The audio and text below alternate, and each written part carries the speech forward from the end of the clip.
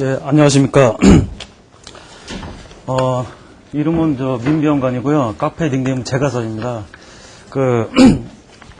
보시는 바와 같이 81회 응시를 첫 했었고요. 90회까지 시험은 10번을 봤습니다. 81회 96년 12월 달에는 한솔에서 백선생님 일기생으로 처음에 시작하게 되었습니다. 80일에는 정규반만 강의를 수강했고요. 그리고 이제 하다 보니까 나름대로 출퇴근 시간이나 뭐하지만 왔다 갔다 왕복 시간이 상당히 아깝고 그 시간에 공부를 하면 더 많이 할 수 있다는 자만심에 빠지게 되었습니다.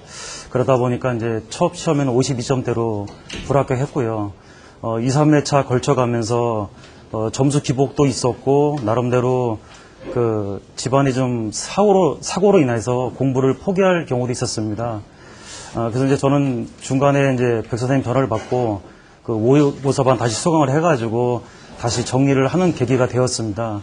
이번에 90회도 다시 한번 도전해보자는 개념으로 모의고사반 수강을 해가지고 이번 회차에 합격을 하게 되었습니다. 중간에 포기할 기회도 많았었고 직장 생활을 겸하면서 하다 보니까 상당히 힘들었던 분도 많았습니다. 하지만 이제 끝까지 포기를 하지 않고 백 선생님하고 통화를 해가면서 기존의 합격 수기라든가 카페 활동하면서 나름대로 자신감도 많이 심어갈 수 있던 계기가 합격의 원동력 된 것 같습니다. 용어 공부는 학원에서 하는 150문제하고 380 문제, 380은 지하철이라든가 점심시간 용어로 그렇게 무한 반복을 하였고요. 그리고 이제 용어에 대한 특징이라 하면은 저 같은 경우에는 제 경험으로는 용어도 기존에 나와 있는 책보다는 어떤 문제를 정했을 때 비교표가 우선으로 돼야 되고 생각합니다. 거기다가 더불어서 품질 관리까지 겸하면은 고득점이 나오도록 판단을 합니다. 일례로 슬라이딩 폼이라든가 나왔을 때 슬립폼까지 겸한다든가 어스안카 문제가 나오면 소일 레인까지 겸하면서 비교를 하면은 고득점이 된다고 저는 판단을 합니다. 그리고 논술에서는 기존에 학원에서 만들어진 36문제 처음에는 그렇게 시작을 했는데 학원마다 120문제 150문제 많이 나옵니다. 저 나름대로 학원에서 정해진 56문제 플러스 10년간 과거 기출문제를 분석하다 보니까 회차마다 나오는 문제 유형이 맞아 떨어지는 게 있습니다. 여름에 나오는 문제가 여름 때 나오고 겨울에 나오는 문제 겨울 때 나오듯이 그런 걸 분석함으로써 예상 문제까지도 저 나름대로 도출을 할 수 있게 되었습니다.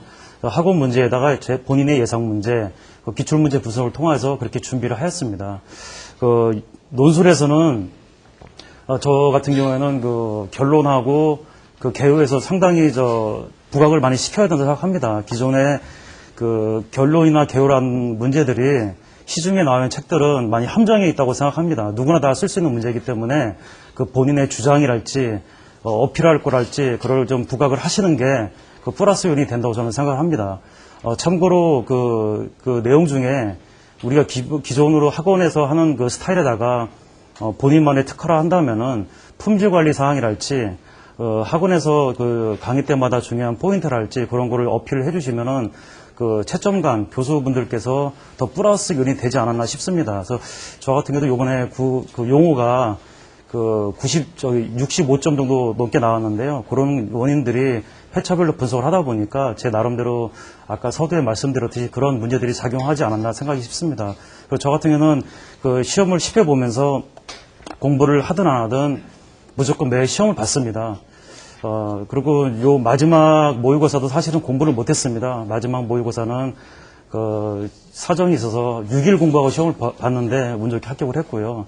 그런 과정들은 제가 81회부터 하면서 1년 동안은 참 저 나름대로 현장 생활을 하다 보니까 현장에 새벽 3시에 출근을 해가지고 6시 반까지 3시간 반 이상씩 꾸준히 해왔던 게 단기간 한 게 아니라 장기간으로 하다 보니까 그런 것들이 마지막 회차에서 많이 도움이 되었던 것 같습니다. 그래서 보시는 분들은 학원에서도 시험을 계속 보러 하시는 게 공부량이 있든 없든 시험을 봄으로써 깨닫고 오는 타이밍이 분명히 있습니다. 그런 거를 발전을 계기로 삼아서 다음 회차, 그 다음 회차까지 가는 계기에 대해 상당히 도움이 많이 되고요.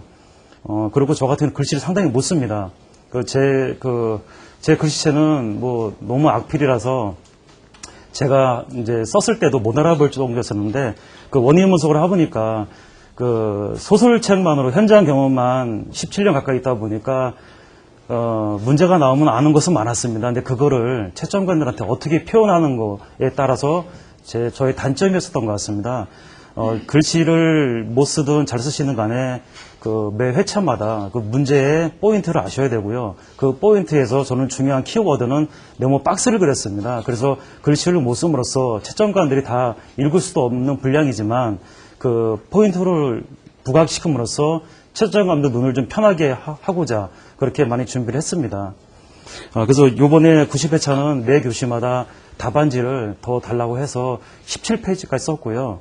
볼펜은 기존에 과거에는 파이로토를 썼는데 요번에는 학원에서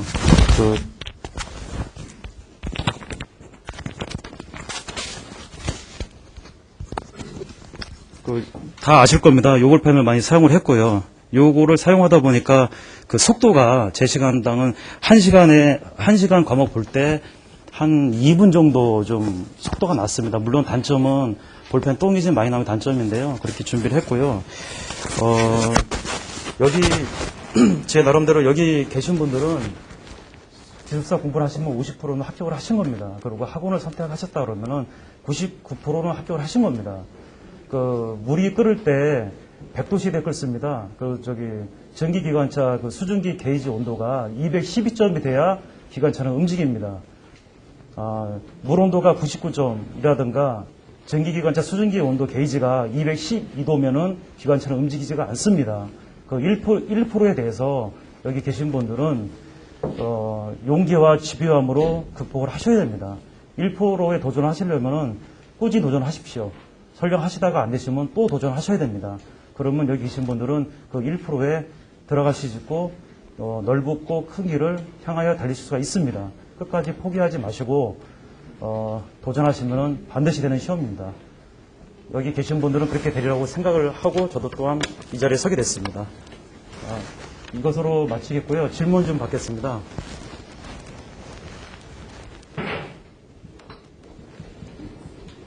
질문 해주실 분들. 참고로 저도 카페 활동을 하고 있는데요. 저한테 쪽지라든가 하시면은 제가 아무 때나도 제가 답변을 해드릴 거고요. 이 자리에 오기까지 학원의 백 선생님한테 참 개인적으로 많이 고마웠습니다. 그리고 직장 동료인 먼저 합격한 김무영 기술사한테도 고맙고요. 끝으로 집사람, 제 닉네임이 제가서인데 딸만 셋인데요. 집사람하고 재은이, 가은이, 서은이한테 너무 고맙고 미안하고 앞으로 잘할 거라고 이렇게 이 자리를 빌어서 다시 한번 말씀을 드리겠습니다. 고맙습니다.